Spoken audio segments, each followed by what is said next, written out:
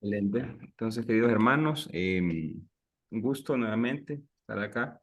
Hoy que nos acercamos a esta segunda clase del Evangelio de Lucas, para poder adentrarnos un poco más en su enseñanza, un poco más en lo que nos comenta y poder entender un poco más la comunidad. Yo creo que si han visto y hemos sido reiterativos es en entender la comunidad a la que se dirige cada evangelista. Creo que ahí está el secreto de poder entender el porqué o la finalidad de Lucas en este caso. Entonces vamos a dar inicio como siempre, dándole gracias al Señor por tenernos aquí reunidos, por darnos la perseverancia, la fuerza y que nos siga ayudando para este camino que es un camino hermoso, es lindo y que siga siendo miel para nuestros oídos y para nuestro corazón. En nombre del Padre, del Hijo y del Espíritu Santo. Amén. Amén. Padre bueno. Y gracias, Señor, por esta oportunidad. Gracias por estar acá, Señor. Gracias porque nos sigues iluminando nuestro corazón. Gracias, Señor, porque nos amas infinitamente. Te pedimos, Señor, que envíes tu Santo Espíritu, ese Espíritu que habló por los profetas, ese Espíritu que resucitó a Jesús de entre los muertos, ese mismo Espíritu que fecundó el vientre de María, que se quede con nosotros, que abra nuestra mente, nuestro corazón, que nos haga dóciles a estas enseñanzas, que podamos tener perseverancia, Señor, para poder entender como, como Lucas mira a su comunidad y como Lucas nos la quiere transmitir. Ayúdanos, Señor, a darnos cuenta de todo lo bello, lo grandioso y lo majestuoso que fue este evangelio, que ha sido este evangelio, para que podamos entenderlo, Señor, para que podamos comprenderlo, encarnarlo. Sobre todo, Señor, para poder llevar este mensaje a los demás hermanos. Un mensaje de esperanza, un mensaje de amor, un mensaje de un Dios Padre que ama al extremo y que ama sin discriminación, que ama a todos sus hijos por igual. Todo esto, Padre bueno, te lo ponemos en tus manos para que lo transformes según tu santa voluntad, ya que tú eres digno de honra, gloria y majestad por los siglos de los siglos. Amén. En nombre del Padre, del Hijo y del Espíritu Santo. Amén. Bueno, hermano, yo voy a hacer una presentación, que es la que tengo acá. Vamos a ver. Ando un poco perdido. Vamos a ver. Chindo perdido. No me encuentro. El mouse se me perdió un poco. Perdón, vamos a ver. Aquí está ya. Excelente. Tan, tan, tan. Tan, tan, tan. Perfecto. Vamos a ocultar esto. Perfecto. Entonces, vamos a dar inicio, hermanos, entonces a lo que tenemos preparado para hoy. Hoy, que es la clase número 12 de las que llevamos en este caminar, en estos evangelios, como les dije, vamos a continuar viendo lo que es el evangelio de Lucas. Hasta el momento hemos visto estas 10 clases, si se fijan, estamos en la 11 fue la pasada, en la 12 todavía el 12 estamos viendo fuentes, autor y etapas de composición del Evangelio de Lucas. En este caso lo que nos toca el día de hoy va a ser, ya que descubrimos que la tradición, pues la tradición no nos muestra al evangelista como tal o al nombre del evangelista, entonces tenemos que hacer un análisis interno, pero aquí un breve resumen de las que hemos visto el día de hoy. Lucas hizo una gran tarea, recordemos que Lucas se consideraba el teólogo, el teólogo de la historia. Desde ahí nos está dando un gran mensaje. Él lo que está haciendo Lucas es yéndose a la historia, agarrando la historia y desde la historia haciendo teología, que eso es sumamente importante, no como lo solemos hacer normalmente, que es hacer teología desde, a veces sin saber historia, pues. Yo veo que eso es lo que se viene ahorita. Yo creo que la iglesia va a dar ese salto fuerte. Ya lo está dando en muchos ambientes, aunque en muchos ambientes eso no gusta, pero pues nosotros nos estamos adaptando a los cambios que pide el Concilio Vaticano II. Lucas presenta la historia de Jesús como una buena nueva que trae salvación y el cumplimiento de las promesas de Dios. Es interesante porque Lucas, reitero, no se inventa nada. Lucas se va como un buen historiador, con un método de exactitud, de investigación, a ver qué se sabe de Jesús. Si bien es cierto, Lucas no fue, como vamos a ver hoy, Lucas no fue un testigo ocular. Cuando digo testigo ocular, es el que no es el que estuvo con Jesús. Tampoco fue uno de la segunda generación, como lo fue Pablo, sino que Lucas ya viene a ser un cristiano de la tercera generación. Y para ser un cristiano de la tercera generación, yo creo que el mensaje que nos deja hoy a nosotros es, poder indagar un poco más, poder buscar un poco más, poder cimentar nuestra fe en historia para luego poder llevar un mensaje de una buena nueva, un mensaje liberador, un mensaje esperanzador a nuestros hermanos. Y decíamos también que Lucas nunca fue el médico que la tradición nos había enseñado, ya vimos el por qué. También decíamos que Lucas, en este caso, no fue el autor de Hechos de los Apóstoles, pero sí fue el autor de Hechos de los Apóstoles fue el mismo que escribió Lucas. Y eso es lo que estábamos investigando. ¿Quién era? Quién es este autor? Y por eso vamos a meternos ya en lleno a lo que es el esquema de la clase. Hoy lo que vamos a ver es qué sabemos del autor de Lucas. Esto es bien importante porque en la medida que entendemos al autor, entendemos el mensaje, vemos el mensaje, nos abrimos al mensaje. Entonces, cuando sabemos cómo era el autor de Lucas, por ejemplo, si era judío o no era judío, en este caso si era de Roma o era de Siria o de dónde era, pues, entonces, hay un micrófono ahí abierto, creo. Si era por ejemplo, alguien pagano, eso le facilita a uno poder entender el contexto de lo que está pasando. Entonces, eso es lo que vamos a ver hoy. También vamos a ver cuándo se escribió Lucas. Si bien es cierto, nos han dicho del 80 al 90, pero ¿por qué? Ya como vimos Marcos, como vimos Mateo, es sumamente interesante. Van casi la misma línea, pero Lucas, al ser un investigador, se agarra de investigadores de su tiempo para poder dar datos más exactos, que hoy muchos predicadores sacan de contexto. Y eso es lo que vamos a tratar de ver también hoy. Y otra cosa es cuando ya sabemos cuándo se escribe Lucas, cuando ya sabemos quién es el autor de Lucas, es importantísimo poder encontrar quiénes son a quienes va dirigido. Hoy sabemos que esto iba dirigido a dos, de manera individual a Teófilo y de manera comunitario a la comunidad de Teófilo. Eso también lo vamos a ver el día de hoy.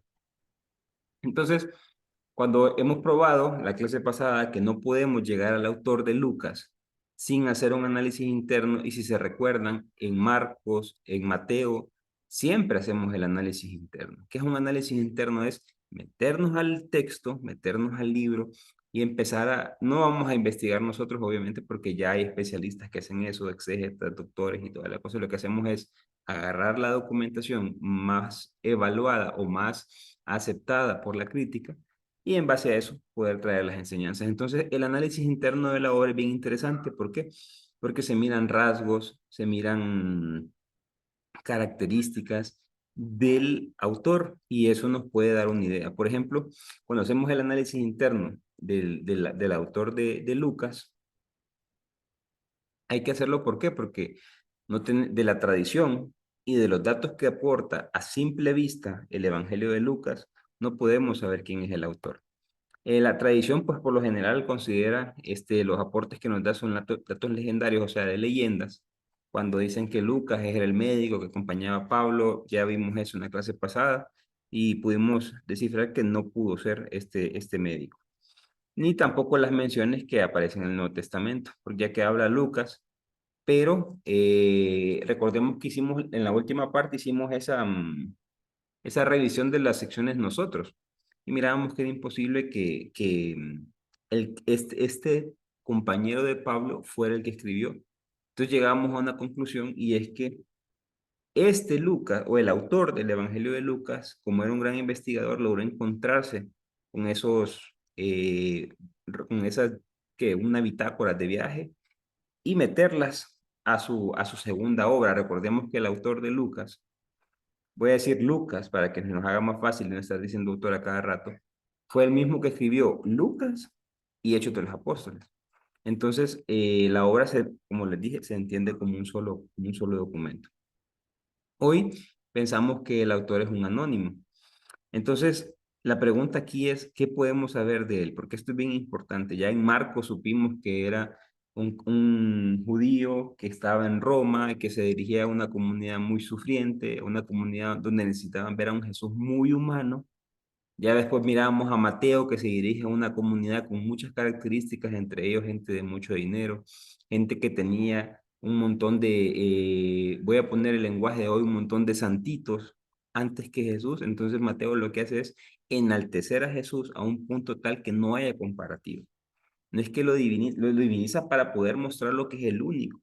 Y eso se los decía en las clases pasadas. Lucas también tiene una peculiaridad y eso es lo que hay que ir descifrando. ¿Cómo muestra a Jesús Lucas? ¿Cómo Lucas muestra a Jesús, perdón? Entonces, tendremos que hacer un análisis interno del Evangelio para sacar características del autor, tanto de Lucas como Hechos de los Apóstoles, y nos ayudan a conocer un poco más la comunidad, porque esto es sumamente importante.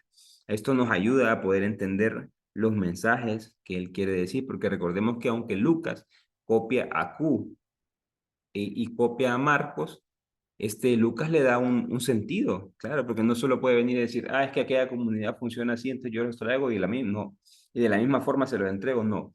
Lucas agarra la comunidad de Marcos, sabe los problemas de la comunidad de Marcos y convierte esa buena nueva para la comunidad de él. Lo mismo hace Mateo. Y eso es lo fascinante en esto, que cada uno tiene una comunidad a la que se dirige. Hoy de las pocas cosas que estamos seguros es que el evangelista que escribe Lucas es el mismo que escribe Hechos de los Apóstoles. Yo les comentaba que hay autores muy importantes que dicen que no, que Hechos de los Apóstoles probablemente se escribió después. Es una hipótesis muy fuerte, pero no es aceptada por la crítica, por los estudiosos. Hay muchas cosas que imposibilitarían hacer que Hechos de los Apóstoles sea escrito por alguien más. Entonces, recordemos, era una sola obra, se partió y luego en el año 180 se dieron cuenta que pues, era de Lucas, entonces lo volvieron a ingresar al canon, pero ya no como parte de los evangelios. ¿Y por qué? Porque Lucas tiene un propósito, mostrar la vida de Jesús y mostrar la vida de la iglesia, o sea, la vida primitiva, cómo se fue evolucionando, porque para Lucas, recordemos la clase pasada, la misión de Jesús, la misión de Dios era mandar a su hijo y la predicación a las naciones, entonces por eso hay que sacar Hechos de los Apóstoles. Hoy lo miraremos un poco más. ¿Cómo sacamos estas conclusiones de que Lucas y Hechos son los mismos? ¿Por qué? Porque ambos tienen el mismo prólogo. Si nos vamos a Lucas, capítulo 1, verso 3, dice el texto, he decidido yo también, después de haber investigado cuidadosamente todo desde el principio, escribírtelo por orden, ilustre Teófilo. Miren lo que dice Hechos. El primer libro lo escribí, Teófilo, sobre todo lo que enseñó Jesús, hizo y enseñó desde el inicio. Ambos textos están escritos para Teófilo. Como les digo, tienen un prólogo muy semejante y es por eso es que podemos sacar que el remitente o el que recibe la noticia es Teófilo. Y ahora vamos a ver esa parte de él. Aquí como podemos ver, ambos tienen el nombre y nombre la persona a la que se dirige el documento. El autor de Hechos afirma ser el mismo de Lucas, o sea, del primer libro. Así, cuando escribe Hechos, recordemos que dice, ya te escribí el primer texto, y entonces ya habla de eso. Es un estilo literario semejante. Ya hemos visto los estilos literarios, más o menos tenemos una idea de que es un estilo literario. Igual vamos a ver el estilo literario de Lucas en la próxima clase. El vocabulario, las frases, las construcciones gramaticales de ambos libros son muy similares. Las ideas teológicas de ambos libros son las mismas. Esto es importante porque cuando entendamos que esa va a ser la penúltima clase o la última clase de este mes de diciembre, cuando entendamos las ideas teológicas, recordemos la teología de Lucas, o sea, cómo muestra a Dios y a Jesús Lucas, vamos a entender las mismas ideas abarca Hechos de los Apóstoles. Indirectamente estamos haciendo también un estudio de hechos y eso creo que es interesante. Lucas, recordemos, otra de las cosas que podemos sacar en estos análisis internos es que Lucas, yo les decía, no fue un testigo ocular. Los que entraron tarde les explicaba yo que testigo ocular es los discípulos, o sea, la gente que anduvo con Jesús, la gente que anduvo del 7 al 30 después de Cristo. Ese es el testigo ocular, o sea, los discípulos, Pedro, Santiago, Juan, Mateo, ellos. Luego están la segunda generación, que son los predicadores de la palabra. Y ahí encontramos a Felipe, encontramos a Pablo, encontramos a Esteban y un montón de más. Y luego están los de tercera generación, que ya son los evangelistas, y después las comunidades que ya habían creado Pablo, por ejemplo. ¿Por qué sabemos que no fue un testigo ocular? Porque como hemos hecho el análisis sinóptico que vimos al inicio del curso, Lucas copia casi en su mayoría a Marcos. Aparte de esos, copia a Q. Recordemos Q o la fuente QL, que, que fue encontrado por los alemanes, en la cual él con un análisis sinóptico pudo determinar que había un documento, el cual fue copiado por Marcos, por Mateo y por Lucas. También sabemos lo que les decía, aunque sean de tercera generación, y si ustedes quieren corroborar un poco más, para eso nos vamos a Lucas 1, del verso 1 al 2. Puesto que muchos han intentado narrar ordenadamente las cosas que se han verificado entre nosotros, tal como nos las han transmitido los que desde el principio fueron testigos oculares y servidores de la palabra. Aquí es donde yo les digo, tal como nos las han transmitido los que desde el principio fueron testigos oculares. Esa es la primera generación. Servidores de la palabra, segunda generación. Lucas se considera alguien de la tercera generación.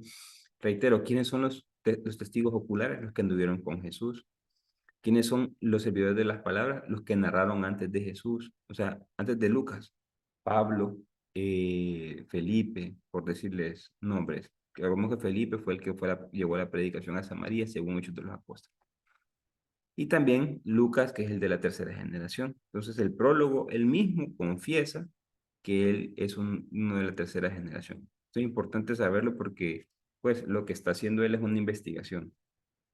Aparte de ser un cristiano de la tercera generación, sabemos que Lucas no fue oriundo de Palestina. Y este mapita, yo creo que ustedes ya se lo saben, este es la Palestina del tiempo de Jesús, donde teníamos las tres grandes regiones, arriba en el norte Galilea, Samaria al centro, o Samaria, y abajo Judea. ¿Y por qué decimos que no es oriundo de Palestina? Porque Lucas no conoce la región de Palestina. Y eso es bien interesante. No es lo mismo que hable un judío a que hable alguien que no es judío.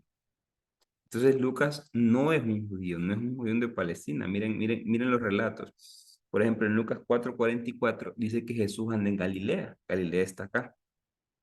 Y si seguimos leyendo, el verso 44 dice, e iba predicando por las sinagogas de Judea. Y uno dice, ¿cómo es posible que si esté en Galilea, me lo pasen a Judea? O sea, Lucas se confunde. Lucas no tiene ni la mínima idea de cómo es la región de Jesús. Aparte de eso, también tenemos otro tipo de textos. Miren Lucas 4:29, cuando dice que Jesús estaba en Galilea y que fue arrinconado para ser tirado por el precipicio. Miren lo que dice el texto. Y levantándose lo arrojaron fuera de la ciudad y lo llevaron hasta el borde escarpado del monte, sobre el cual estaba edificada su ciudad para despeñarlo. Esto es imposible. Galilea no está en ningún monte, pues. O sea, eso no pasó. Entonces, estas cosas Lucas las agrega, ¿por qué? Porque no, reitero, no conoce la región. Entonces, las agrega para colocar eso. También veamos la siguiente. Este es bien interesante. Dice, arribaron a la región de los Gerasenos que estaba frente a Galilea. Imagínense esto. Él nos está diciendo que frente a Galilea estaba la región de los Gerasenos. Yo les voy a poner un mapa en este momento. Para que tengamos una idea, Jesús, si agarramos en Lucas 8:5, Jesús está en Cafarnaúm y Cafarnaúm está aquí. Y dice que arribaron a la región de los Gerasenos que estaba al frente a Galilea. Aquí está Galilea y mira dónde está Gerasa. Está en este extremo. 60 kilómetros de distancia hay entre Galilea de Gerasa. Es imposible que Jesús haya podido arribar. Hay un micrófono abierto. Tal vez me lo cierran, por favor. Entonces, es imposible que haya llegado así de rápido, pues. Y eso se muestra también en el Evangelio de Marcos, cuando dicen ese texto, por ejemplo, que a mí me encanta mucho, que es el de Marcos 5, el del endemoniado de Gerasa, que dice que cruzando el mar llegaron a Gerasa y de repente estaba un endemoniado y había una legión de demonios y fueron tirados a la piedra. Imagínense la piedra, haber corrido 60 kilómetros para tirarse al mar, una locura. Pero ese texto, como bien dicen, entre más ficticio un texto, entre más como que se le vean más adornos, más teológico es. Entonces, por ejemplo, está lejísimo, Lucas, de entender. a dónde estaba Gerasa. Otra de las cuestiones que podemos hacer mediante un análisis interno es darnos cuenta que Lucas no era un judío, sino que era de origen pagano. Y al inicio del módulo me preguntaron cómo era esta onda de los paganos y los cuáles eran judíos, cuáles eran no. Pues ahorita le vamos a dar un poco más de énfasis a eso. ¿Por qué decimos eso? Porque Lucas no conocía las costumbres judías. Miren lo siguiente. Lucas 2:22. Cuando ellos, dice que después del nacimiento de Jesús, ellos cumplieron los días de purificación. Ellos, es imposible que ellos. La purificación solo era para las mujeres. Es decir, si una mujer tenía un hijo varón, la purificación le duraba 40 días, de los cuales al octavo día había que circuncidar al niño, y si era mujer le duraba el doble, le duraba 80. ¿Y de dónde sacas eso, Roger? Lo sacamos de Levítico 12:4. Cuando una mujer tenga un hijo varón, ojo, estas son las leyes que están en el pueblo de Egipto, en el pueblo israelita. Cuando una mujer tenga un hijo varón, ella quedará impura 7 días. Al octavo día, el niño será circuncidado en su carne, de su prepucio. Pero ella seguirá 33 días purificándose. Ella, Lucas manda purificar a José. Entonces, desde ahí Lucas no, pues no conoce las tradiciones judías. Miren otro texto. Al que abofetee en la mejilla derecha, ofrécele también la otra. Y el que te quiera pleitear o juzgar en un tribunal para quitarte la túnica, déjale también el manto. Aquí ustedes me dirán, no se ve, pues, nosotros entendemos que el manto es lo que cubre y la túnica es tal vez lo que está dentro. Para nosotros que somos mentalidad occidental, aquí no pasa nada, pero veamos lo siguiente. Esto, en un lado tenemos el manto y en otro lado tenemos la túnica. La túnica es esta, el manto es este. Miren lo que dice Éxodo 22, 25, 26. Si tomas una prenda, si tomas por prenda el manto de tu prójimo, ojo, el manto es el azulito, se lo devolverás al atardecer, porque con él se abriga. Es el vestido de su cuerpo. ¿Sobre qué va a dormir si no lo tiene? Para un judío, la túnica era cualquier cosa. Es esa cosa que está abajo, era cualquier cosa. Lo más importante siempre era el manto. ¿Por qué? Porque en las noches que bajaba la temperatura y hacía frío, era con lo que se cubría, era con lo que se arropaba. Entonces, dejarlo sin manto era quitarle una parte íntegra del ser humano. Era la parte con la que se puede cubrir. Y Dios, pues, el Dios que muestra en el Éxodo y el Levítico, no descuidaba esos pequeños detalles. Pero miren lo que hace Lucas. Lucas más bien es, dale el manto de entrada y si te pide más, dale la túnica. O sea, se está alejando de la realidad. Miren lo que hace Mateo, que Mateo ya, él sí conoce las tradiciones. Al que te hiera una mejilla, presentarle la otra. Al que te quite el manto, no le niegues la túnica. ¿Por qué? Porque Mateo ya lo está haciendo de la manera correcta. Aquí estamos viendo cómo Lucas no entendía esas tradiciones. Entonces, vamos a seguir dando más situaciones de lo que está pasando. Esto, podemos llegar a una conclusión más o menos, de que Lucas se convierte en el único, al no conocer las tradiciones, o sea, si ustedes me dicen, ¿cómo se dice? Ustedes le dicen ciruela, aquí yo le digo jocote, al jocote de mi pueblo, ¿eh? O de repente yo le digo mínimo, otros le dicen banano aquí en Tegucigalpa. Entonces, yo lo hablo desde donde soy yo. Lo mismo pasaba con Lucas. Lucas habla desde donde es él. Con estas cosas podemos darnos cuenta que Lucas no era judío. Al no ser judío, Lucas se convierte en el primer autor del Nuevo Testamento de origen pagano.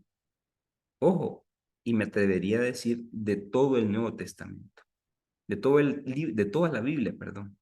¿Por qué? Porque en el Antiguo Testamento todo el que escribía tenía que ser judío. Recordemos que la Biblia como tal la conocemos es de origen judío, a excepción de Lucas, que probablemente sea el único autor de origen pagano. Y esto es interesantísimo.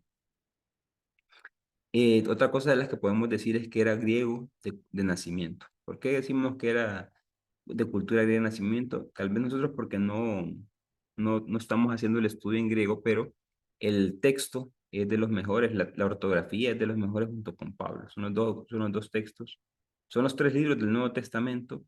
Perdón, son las escrituras de Pablo y los libros de Lucas son los libros con mejor ortografía, gramática griega del Nuevo Testamento. Otra de de los puntos importantes, el número 7, tenemos que emplear técnicas literarias propias de autores helenistas. Yo no sé si ustedes han podido leer novelas griegas como Homero, la Ilíada, todas estas cuestiones. Hay otras más ahí en las cuales utilizan técnicas y eso es bien interesante. ¿Por qué? Porque Lucas casi que hace las mismas copias. Eso tal vez lo vamos a ver en la siguiente clase que veamos las formas literarias. Pero vamos a ver cómo Lucas de entrada transforma los deseos de la cultura de Palestina a sus correlativos helénicos. Miren lo que hace Lucas. Marcos lo presenta así. Al no poder presentar al paralítico a causa de la multitud, recuérdense que este es el milagro del paralítico, de que iban los cuatro amigos y que lo descuelgan. Abrieron el techo encima de donde él estaba y a través de la abertura hicieron descolgar la camilla. Ahora veamos qué dice Lucas. Miren lo que dice Lucas. Pero no encontrando por dónde meterlo, a causa de la multitud, subieron al terrado, lo bajaron con una camilla a través de las tejas y le pusieron en medio delante de Jesús. Yo sé que a estas alturas ustedes ya se dieron cuenta que aquí el problema es que Lucas está mostrando tejas. Si se recuerdan, las imágenes que hemos enseñado en otras clases, las casas del tiempo de Jesús de Palestina, pues no tenían tejas, eran techos planos en los cuales había bajareque o cañas, le ponían la paja y después le ponían un poco de barro. ¿Para qué? Para poder cubrirse. Cuando venía el invierno era un problemón. Apenas iba el invierno, como en esas partes llueve poco, había que cambiar techos. Entonces era cambiar techos todos los años. Lucas, en cambio, ya los techos son de teja. ¿Por qué qué? Porque es una ciudad, ya es una ciudad donde lo está trabajando esto. Entonces él cambia esas ideas por las ideas helénicas, o sea, la idea de sus coterráneos. Entonces ya ahí muestra tejas. Otro ejemplo es, miren lo que dice Mateo, capítulo 7, verso 24 y 25. Todo el que oiga mis palabras y las ponga en práctica será como un hombre prudente, cuyo edificio se cava, se- su- cuyo e- que edificio que edificó su casa sobre la roca. Cayó la lluvia, vinieron los torrentes, soplaron los vientos e embistieron contra aquella casa, pero ella no cayó porque estaba cimentada en roca. Y miren lo que dice Lucas. Todo el que venga a mí, oiga mis palabras y las ponga en práctica, le voy a mostrar a quién es semejante. Es semejante a un hombre que edifica una casa, cavó profundamente y puso cimientos sobre la roca. Al venir una inundación, rompió el torrente contra aquella casa, pero no pudo destruirla porque estaba bien edificada. O sea que aquí ya se dieron cuenta que aquí el problema es que Lucas muestra que excava para llegar a la roca. ¿Por qué? Porque Mateo escribe para una comunidad de origen judío. Recordemos que la casa, al no tener techo, la casa es más liviana. Entonces, la casa no tenía que profundizarse a poder hallar cimientos o ese cimientos firmes o ese tipo de cimentaciones. En el caso de Lucas, donde hay techos de teja, que son pesadísimos, donde hay dos, tres niveles de casas, lo que está mostrando es que ellos tienen que llegar a la roca. Entonces, lo que está mostrando Lucas es cómo hacen las cosas los helénicos, versus lo que muestra Mateo, que él ya es de origen palestino, ¿verdad? Entonces, como podemos ver, son ciertas técnicas que van haciendo Lucas. Otro de los puntos importantes es que era un devoto del judaísmo. Al no ser pagano, y uno dice, y por qué escribe como judío? Entonces, es que era devoto. Y esto es bien interesante. ¿Por qué? Porque para ser judío se puede ser de tres formas. Primero, se puede ser de raza, es decir, por descendencia materna, o no por paterna. Porque si viene de la madre, pues ya se sabe que ella lo tuvo. Pero si viene del padre, pues uno no puede, menos en aquel tiempo puede asegurar de que era hijo de él. Entonces se viene por descendencia de la madre. Otro, los prosélitos. Los prosélitos eran no nacidos en familia judía y se habían convertido al judaísmo. ¿Cómo se habían convertido? Observaban las leyes y estos sí eran enamorados del judaísmo, se circuncidaban. Imagínense ustedes llegar a los 17, a los 20 años y tenerse que circuncidar, pues estos eran los prosélitos. Y luego estaban los temerosos de Dios. El temeroso de Dios era aquel que cumplía ciertas leyes, ayudaba en ciertas cosas en el templo o en la sinagoga, pero no se había circuncidado. Entonces esos eran los temerosos de Dios. Probablemente, y a la conclusión que llegan todos, es que Lucas es un temeroso de Dios. Aparte de esto, como era un devoto del judaísmo, Lucas conoce muy bien el Antiguo Testamento. Lucas, en su evangelio, siempre le pone a Jesús cumpliendo profecías, y esta parte es bien interesantísima, miren, ¿ve? El Espíritu Santo, que es la promesa definitiva, eh, para, por ejemplo, para Juan, es entregado cuando Jesús muere en el Calvario, pero para Lucas es entregado en Pentecostés. ¿Por qué? Porque en Pentecostés es la precelebración de la primera gran alianza, cuando Dios entrega las tablas de la ley en el Sinaí. Esa es la primera alianza. Lucas iguala la fecha de la primera alianza y dice, no, la nueva alianza, la última y definitiva, se convierte en el Pentecostés cristiano. Y así podemos sacar un montón de cosas que hace Lucas, cumpliendo esa promesa de Jeremías 31-33 que dice, pondré mi nueva ley en tu corazón. Y ahí ya Lucas la asemeja y la cumple como la entrega última y definitiva, la gran promesa última y definitiva. Y así se pueden sacar un montón de comparativas. Otra cosa que le da a Lucas es la importancia que le da Lucas a Jerusalén. ¿Y qué quiero decir con esto? Lucas comienza su evangelio en Jerusalén. A Zacarías, al papá de Juan el Bautista, eh, aparece en Jerusalén. Y al final, a los discípulos de Maús aparecen a 60 estadios de Jerusalén, o sea, a 10 kilómetros de Jerusalén. Lucas comienza en Jerusalén y termina en Jerusalén. Aparte de eso, Lucas le da mucha importancia al templo. Y insisto, estaba Zacarías en el templo. Y al final vemos a los discípulos predicando en el templo. Es el evangelio, perdón, que más fuerza, que más, eh, que más resalta la importancia del templo. Marcos y Mateo poco o nada le importan, pero Lucas sí. ¿Por qué? Porque es un devoto del judaísmo. Ven lo interesante de poder entender este análisis interno.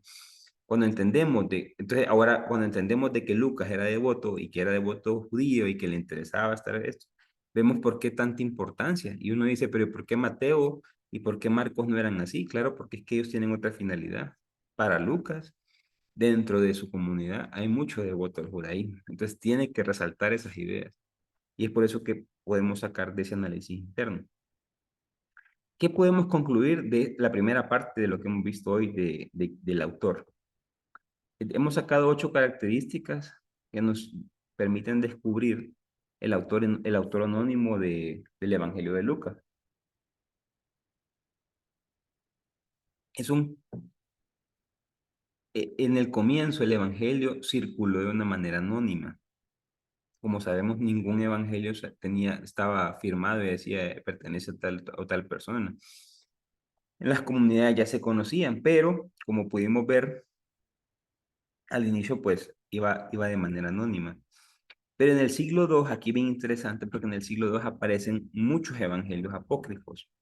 Los evangelios apócrifos son aquellos que, al tener los evangelios canónicos, voy a decir canónicos, aunque para esa fecha todavía no estaba redactado el canon, pero al estar estos evangelios, muchos decidieron crear vidas de Jesús o de personajes como María para poder llenar los vacíos o los huecos que estaban en los evangelios. Entonces, al día de hoy, sabemos que habían 71 evangelios apócrifos, de los cuales solo tenemos 51. Y esos, como yo siempre les digo, ustedes los pueden comprar. Yo aquí tengo dos. Tengo 51 en uno y tengo otro comentario en otros. Entonces se pueden comprar en la librería de San Pablo, aquí en Tegucigalpa. Eh, pues, precios módicos siempre. y ahí están para leerlos. Es bien interesante por todas las leyendas que salen de todos estos personajes. Al aparecer estos evangelios apócrifos, entonces se le tuvo que dar fuerza a los evangelios como Mateo, Marcos y Lucas. ¿Por qué? Porque eran los que más gustaban, eran los más asimilados a la vida de Jesús, eran los más como más aprobados por la comunidad. Entonces se le empezaron a poner los nombres, se pusieron un nombre de respaldo apostólico.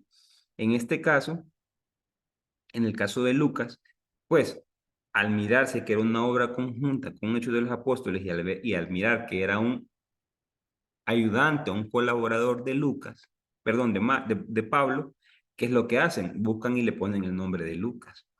Por eso es que la tradición siempre nombró a Lucas como el compañero fiel de Pablo y el redactor de Hechos de los Apóstoles y del Evangelio de Lucas.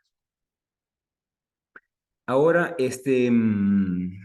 como les dije, seguiremos llamándolo Lucas, aunque ya sabemos que no se llama Lucas, por cuestiones de estudio. Vamos a la segunda parte de la clase de hoy. ¿Quién? Porque ya más o menos sabemos cómo era Lucas, sabemos que no era médico, sabemos que no era compañero de Pablo, sabemos que era un judío, era un temeroso de Dios, era un pagano. Sabemos también que no conocía la región de Palestina, no conocía las tradiciones. Eso ya nos va dando un panorama de cómo está compuesto el Evangelio de Lucas. Entonces, es bueno saber cuándo se escribió el Evangelio de Lucas. Yo les dije al inicio que, pues, si les preguntan a ustedes dicen, no, entre el 80 y el 90, pero ¿y si yo les pregunto, ay, ¿por qué? Es bueno tener una idea. Sabemos que se escribió después del 70, eso lo tenemos sumamente claro. Lucas dice, como les reitero, que no es un testigo ocular, o sea, no es de la primera generación, no es de los años 30, no es servidor de la palabra, no es del 30 al 70, sino que es de la tercera generación. Cuando Lucas muestra ciertos destellos de que él se escribe en el año 80, después del año 80. ¿Por qué?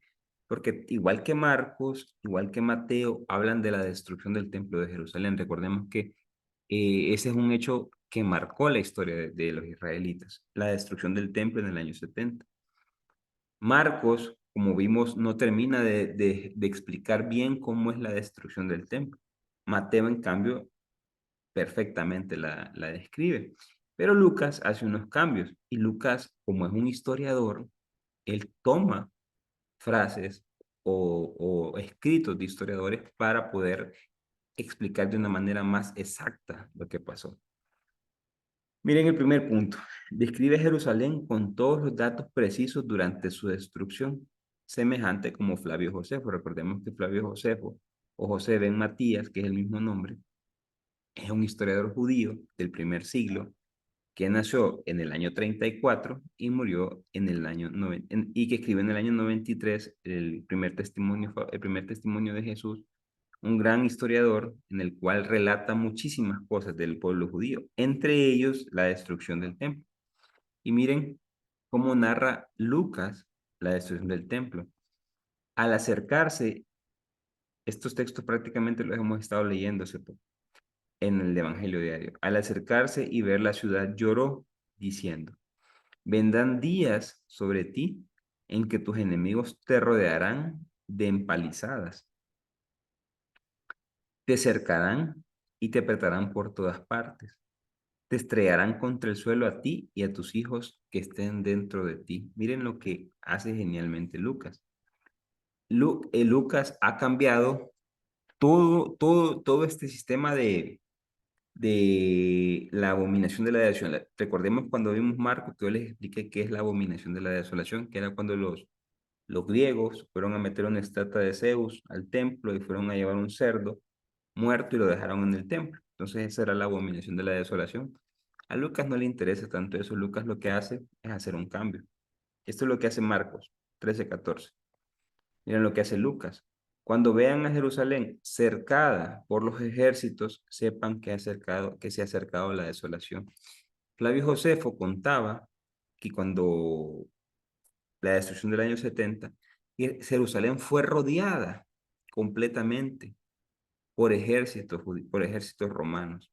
O sea, ahí era imposible salir. El que trataba de salir, ¿qué es lo que hacían? Lo crucificaban. Y eso es lo que hace Lucas. Miren lo que hace Lucas. Vamos a ver si lo tengo por aquí. Perdón, Lucas lo que hace es contar cómo esta gente está siendo crucificada. Supuestamente, según Flavio Josefo, pudieron haber crucificado unos 2000 judíos en eso quererse escapar. Otra de las cosas que Lucas quita, que por ejemplo, que Marcos lo tenía, era que esto iba a suceder y ojo, miren lo que pone. ¿Eh? Los que estén en Judea huyan a los montes. El que esté en el terrado no baje ni entre a recoger algo a su casa. El que esté en los campos no regrese a buscar su manto. Hay de las que estén en cinta o creando en estos días. Oren para que no suceda en invierno. ¿Por qué? Porque en invierno era un problemón. Imagínense un desierto con barro por todos lados. Era terrible.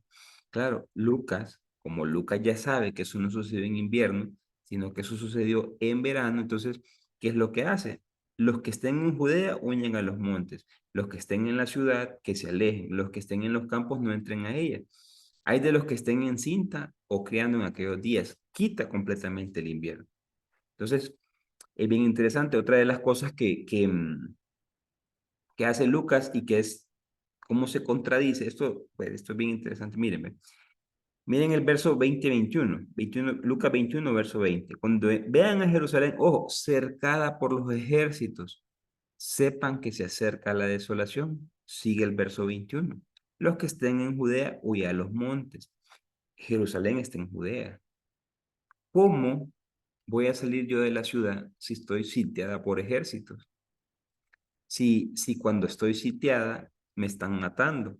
Lucas, como quiere ser fiel a Marcos en ciertas cosas, deja lo que esté en gris y se le olvidó que puso antes que está cercada por los ejércitos. Entonces aquí Lucas se contradice. ¿Por qué? Entonces lo que nos está mostrando es que Lucas copia a Marcos, pero cierta información que él ya tiene probablemente de Flavio Josefo o de alguien más, lo que él hace es tratarla de arreglar y mejorar la imagen, pero en ese tratarla de arreglar quedan esos errorcitos. Pero hoy sabemos que lo que nos está mostrando es eso, pues que estaba cercada, estaba citada por los ejércitos porque tenían, recordemos cuando la destrucción estaban lleno completamente y ahí hizo el que salía moría y era crucificado. Entonces, eso es lo que nos está mostrando aquí el evangelista Lucas. Otra de las cosas que es interesante ver por qué escribe en el año 80, porque él ya sabe de toda esta muerte, de lo que les digo, de los casi 2000 crucificados, aparte de la deportación que hubieron de judíos, cómo se fueron, cómo los enviaron a las diferentes partes.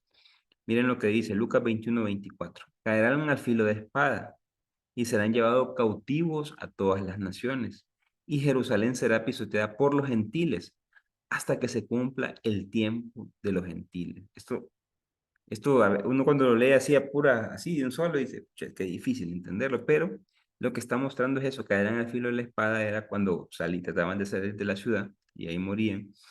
Jerusalén será pisoteada por los gentiles, dice aquí. Vamos a ver, bien, bien. Entonces, eh, em, aparte dice que Jerusalén será pisoteada por los gentiles. Cuando dice pisoteada por los gentiles es que será destruida o pisoteada por los romanos. Entonces, vamos entendiendo, la primera parte es cuando está la empalizada cuando están todos los soldados romanos alrededor de la ciudad. Jerusalén será pisoteada por los gentiles porque los romanos se apoderaron de la ciudad. Hasta que se cumple el tiempo de los gentiles, es porque Lucas entiende que Jerusalén va a cambiar hasta que el gentil se convierta al cristianismo. Imagínense el mensaje que está dando Lucas a la comunidad que son paganos. Paganos es lo mismo que gentiles. Está diciendo que hasta que ellos se cambien, hasta que ellos se conviertan, hasta que ellos busquen al Señor, eso espantoso que está pasando va a dejar de suceder. El tiempo de los gentiles es la conversión de ellos entrando a la iglesia. Por eso es la razón que Lucas escribe Hechos de los Apóstoles, para mostrar cómo los gentiles entran a la iglesia. Por eso el trabajo de Pablo, por eso todo lo que hace, todos los viajes que se hacen, que no son en Israel, sino que es a las demás naciones. Entonces ya vamos más o menos entendiendo cuándo se forma el Evangelio, cuáles son los propósitos y cómo en cada vez que puede Lucas le deja un mensaje a los gentiles y es que Dios vino por ellos, que Jesús vino por ellos. Todo esto nos sitúa alrededor del año 80, que se escribió el Evangelio de Lucas. Decimos entre 80 y 90 para tener un margen ahí de cualquier error. Entonces, otra de las cosas ya para ir finalizando es dónde se escribe el Evangelio de Lucas. Hay muchas teorías, pero la que vamos a utilizar aquí es que se escribe en Grecia. Entonces, uno se pregunta por qué y de dónde sacan esa información, de dónde sacamos esa información de que el Evangelio se escribe en Grecia. Porque, como yo les decía, el Evangelio comienza con la infancia y la juventud de Jesús, propio de biografías griegas. Si uno va, empieza a ver cómo relatan, por ejemplo, qué sé yo, a Prometeo, cuando dicen que su madre estaba sentada y de repente una lluvia de estrellas vino del cielo, la cubrió y salió embarazada. Así pasó también con Helena de Troya. Cuando veamos el tema de las infancias, cuando saquemos esas ideas, vamos a ver que así, de esa idea es idea helenista. Entonces, Lucas comienza su evangelio tal cual lo comienzan las biografías de las grandes estrellas o de los grandes representantes de la cultura helénica. Otra de las cosas sumamente importantes, y es que en el Evangelio de Lucas es el único evangelio en el cual se muestra a Jesús en banquetes. O sea, Jesús enseña en banquetes. ¿Pero por qué? Porque así enseñaban los griegos. Los griegos agarraban en un simposio y entre las comidas se ponían a enseñar. Entonces, es interesante porque como Lucas es a una comunidad griega que le está hablando, él tiene que poner a Jesús igual que sus grandes maestros, o mejor, al punto tal que Jesús le llegan a decir borracho y comilón, porque Jesús solo en fiestas pasa. ¿Por qué? Porque es ahí donde enseña el Señor. Es en la mesa donde enseña por qué, porque la comunidad griega así ha visto a los grandes maestros enseñar, entonces Lucas no puede dejar al maestro, es diferente. Lucas presenta 15 veces a Jesús comiendo y enseñando. De ellas, 14, ojo, 14 provienen de la fuente L, que le llamamos, que es la fuente lucana, la fuente propia. Estas 14 veces no aparecen en Marcos, no aparecen en Mateo, no aparecen en Juan, solo aparecen en Lucas, con una fuerza en la comida, con una fuerza en ese lugar donde el Señor enseña. Otro de los puntos importantes que lo vamos a ver en las características literarias es que Lucas no quiere mostrar a un Jesús demasiado sufriente. Probablemente la pasión de Lucas sea una de las más suaves, comparadas con la pasión, por ejemplo, de Marcos, donde lo azotan, casi lo despedazan, pues Lucas no quiere mostrar eso. ¿Por qué? Porque la cultura helénica rechaza los sufrimientos. Dentro de las características literarias, les adelanto, vamos a ver cómo Lucas pone a un Jesús que controla sus emociones. ¿Por qué? Porque para la cultura helénica, el hombre poderoso o el hombre divino es aquel que controla todas sus emociones, controla sus sentimientos, que puede dominar todo lo que sucede en su interior, pensamientos, emociones, y por lo cual dominar acciones. Eso lo vamos a ver en la siguiente clase, pero es bueno que ya vayan viendo por qué el Jesús de Lucas tiene esa capacidad de controlar todo. Le dicen un montón de cosas y en vez de enojarse, controla todas las emociones. Otra de las cosas importantes que solo Lucas, mm,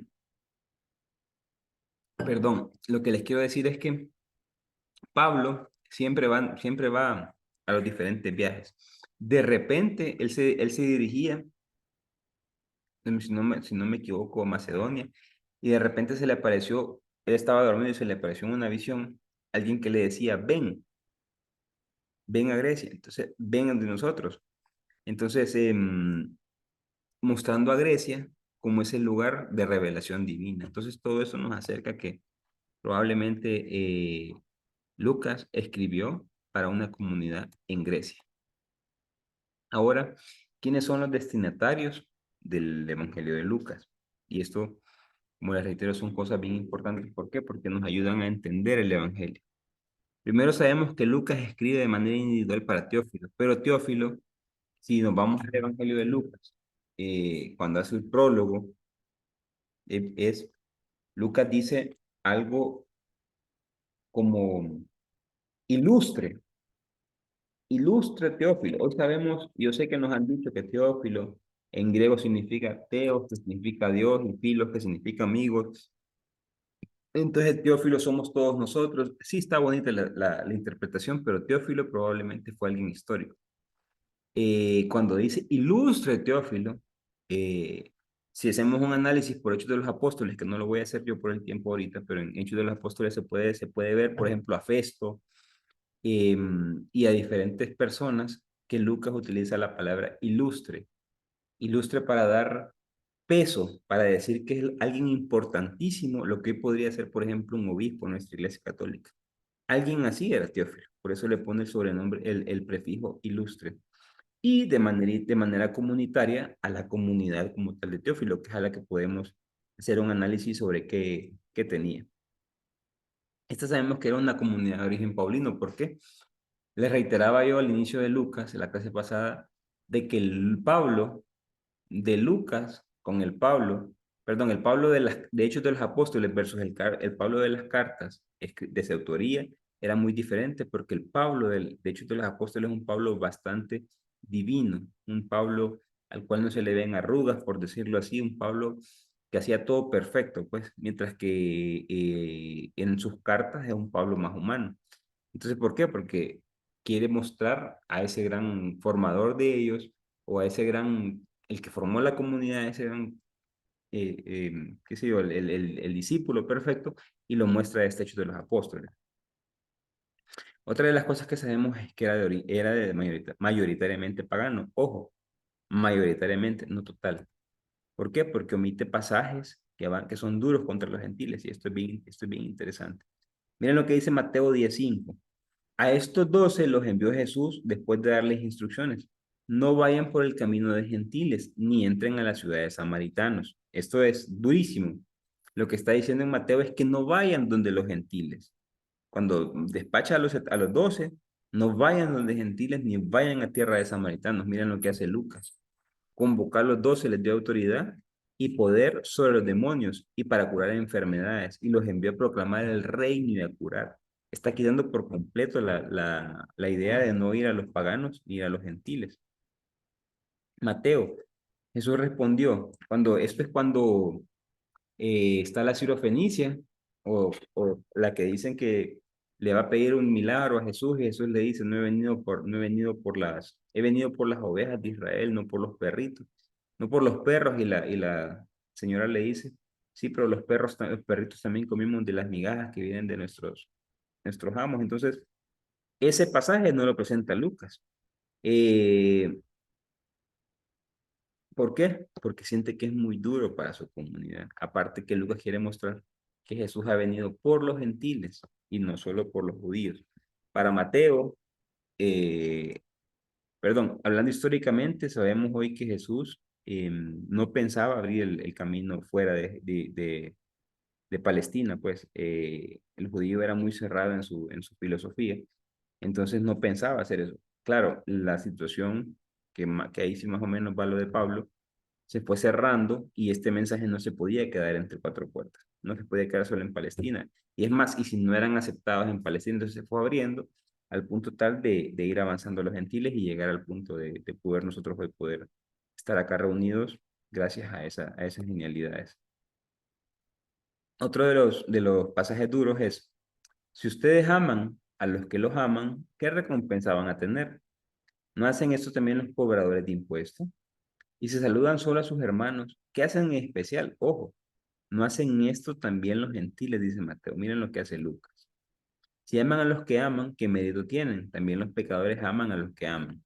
Y si hacen esto bien y si hacen el bien a los que ustedes se los hacen, ¿qué mérito tienen? También los pecadores hacen esto. En Mateo está recriminando a los cobradores de impuestos y a los gentiles. Son durísimas, son durísimos, son durísimos para la comunidad de Lucas. Entonces Lucas cambia a pecadores, a los pecadores. Buenas noches.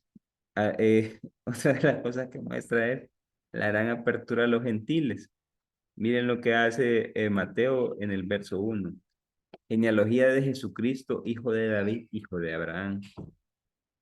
Como vimos en la clase de Mateo, en los 13-14, la genealogía Mateo la lleva hasta Abraham. ¿Por qué? Porque Abraham es el fundador del judaísmo y desde ahí comienza toda la historia para ellos.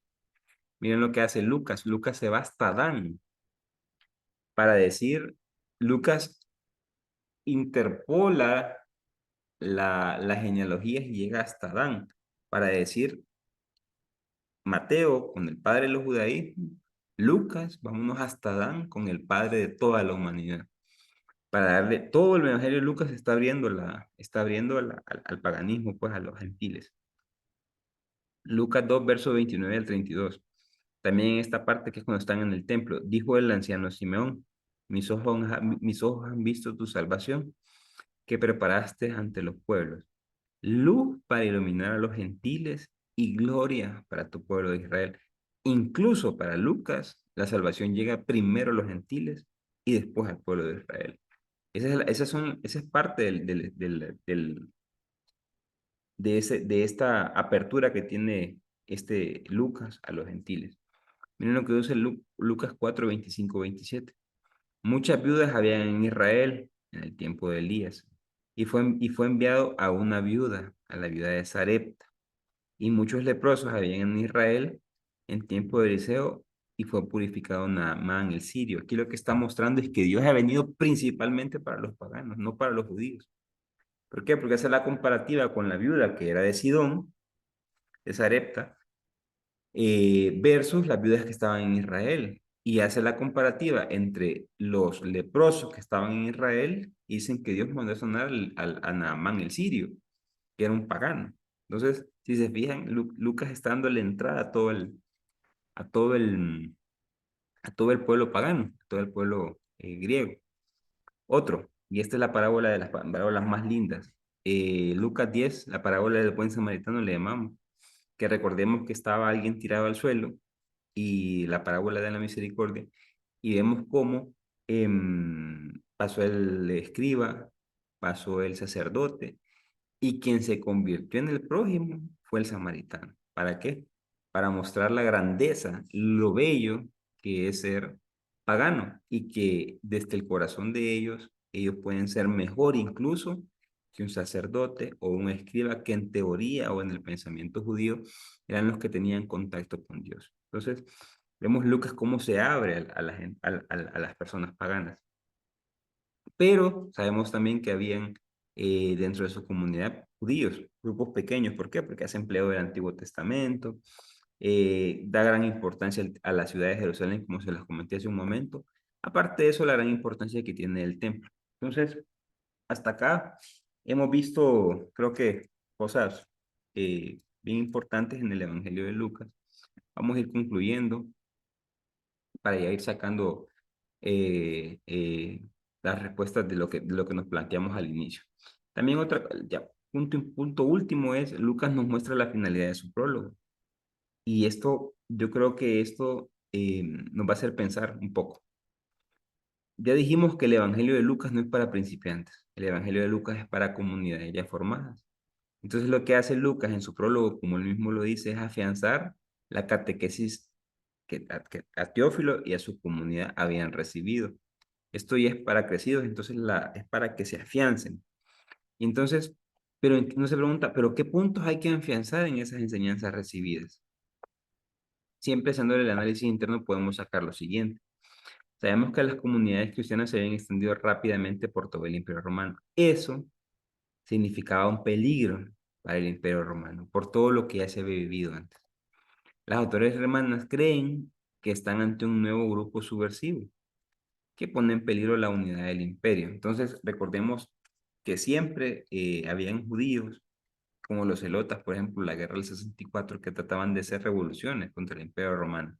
Entonces, al ver estos grupos, lo que hace los romanos es ponerse alerta y empiezan a ver las primeras persecuciones. Ya habían primeras persecuciones a las cuales Teófilo y su comunidad están preocupados por falsos rumores. ¿Por qué? Porque en estas persecuciones se hablaba muy mal del cristianismo. Frente a esas falsas calumnias, Lucas intenta, y este es el mensaje más bello que vamos a sacar del día de hoy, es que conozcan mejor su fe. Eh, Lucas sabe que la comunidad de Grecia eh, puede ser atacada, que es una comunidad diferente, que no es una comunidad tan cerrada, que no es una comunidad que sigue ciertas normas porque están lejos, están en diferentes latitudes. ¿Qué es lo que hace Lucas? Lucas lo que hace es moldear el evangelio, transformar el evangelio hacia la necesidad de esa comunidad. Lucas siente empatía por esa comunidad. Lucas transforma la buena nueva. Hoy nosotros, muchos de nosotros, no nos gusta cambiar las enseñanzas que nos han enseñado, por, valga la redundancia, por mucho tiempo. Creemos que esa manera de entender a Dios es la que tiene que ser la misma para todos y en el mismo lugar. Hay muchos jerarcas que no quieren dejar sus puestos por temor, zonas de confort, que prefieren que la gente se salga a cambiar la enseñanza, a moldearse a las nuevas enseñanzas. No es lo mismo entender a Jesús en el siglo I que entender a Jesús en pleno siglo XXI. O sea, es totalmente diferente.